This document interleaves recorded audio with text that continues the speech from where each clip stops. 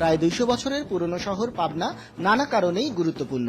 সামাজিক ও রাজনৈতিক প্রতিবন্ধকতায় এখানে প্রশাসন পরিচালনায় অনেকেই অস্বস্তি বোধ করেছেন। প্রভাবশালীদের বিরাগভাজন হবার ভয়ে অনেক সমস্যাই সমাধান হতো না। আর তাই গতিহীন প্রশাসনের সর্বোচ্চ পদে নারী জেলা প্রশাসক নিয়োগে অনেকেই ছিলেন হতাশ। যখন সার্ভিসে এসেছি তখন আমি নিজেকে নারী হিসাবে প্রতিষ্ঠিত করতে চাইনি। আমি এটিকে বড় একটা চ্যালেঞ্জ হিসাবে নিয়েছি যে আমাকে কেউ যেন নারী হিসেবে কাউন্ট না করে।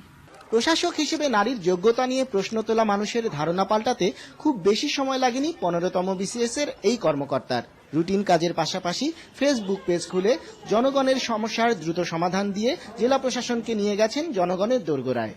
আর এ উদ্ভাবনের স্বীকৃতি মিলেছে প্রধানমন্ত্রীর কার্যালয়ের A2I পুরস্কার ও জেলা শ্রেষ্ঠ ওয়েব পোর্টাল পুরস্কার। এছাড়া যোগদানের বছর ঘুরতেই তার সাফল্যের ঝুলিতে এসেছে সব শিক্ষা প্রতিষ্ঠানে শহীদ মিনার নির্মাণ, কথা সাহিত্যিক প্রমোদ চৌধুরী বাড়ি উদ্ধার সহ নানা সাফল্য। নারী ক্ষমতায়নের জন্য বাড়তি কিছু কাজ করছেন, সামাজিক কিছু কাজ করছেন, যাতে উনি অত্যন্ত জনপ্রিয় হয়ে উঠেছেন। তিনি আন্তরিকভাবে চেষ্টা করছেন এই পাবনার দীর্ঘদিনের বিরাজমান কিছু সমস্যা সমাধানের জন্য। তার এই সাফল্য আর দক্ষতা জেলার সর্বস্তরের নারীদের প্রেরণার উৎস।